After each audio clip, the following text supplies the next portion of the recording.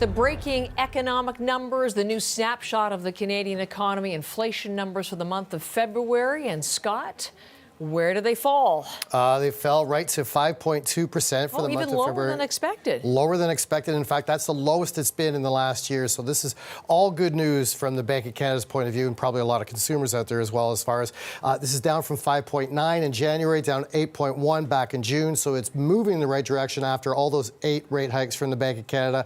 And digging into some of these particular numbers, food remaining extremely high at 10.6%. This is the the seventh month that it's been double digits as far as over 10%. But it is down from 11.4 the month before, but still extremely high. Digging into that, we had cereal prices up close to 15% year over year. Sugar prices up 6%. Fish and seafood 7.5%. Fruit juice is close to 16%. Dairy 9%. The list goes on. So there's still a lot of pressure on the food basket. Now, the thing that led the drop was gasoline prices. For the first time this year, gasoline prices have turned negative for the year, down 4.7%. So that's good news for us filling up at the pump as well. And shelter costs up 6.1%. What's interesting about that is mortgage interest costs all by itself. Any mortgage holders up there up close to 24% year over year. And that's the fastest increase for what people are paying on their mortgage rates going back all the way to 1982. And those were terrible times as far as double-digit inflation back then. So some good news from the perspective that inflation is going the way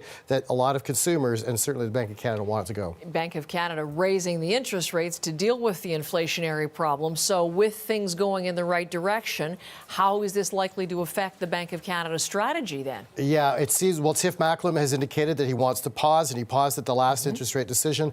The next one's due is April 12th, so we're expecting maybe another pause unless something happens here. So this is playing in his narrative and exactly what he wants. And so in the meantime, we're looking at the rest of the markets, because on the other side of the equation, we got the U.S. Federal Reserve meeting tomorrow. They have not signaled they're going to pause at all. They're expected to hike their rate 1/4 point. So let's take a look at all the mechanisms out there reacting to this. We've got the price of oil up about $1 a barrel after being hit about 10% of the downside just last week, one of its worst weeks in the last few years. We have the Canadian dollar, pretty much no change, maybe a smidgen to the downside on this, on no pressure from the Bank of Canada to raise rates. And the rest of the markets, they are looking pretty green and pretty calm after a pretty tumultuous couple of weeks. We have the S&P, the Dow, and NASDAQ all firmly in positive territory. Thank you, Scott. Thanks, sir.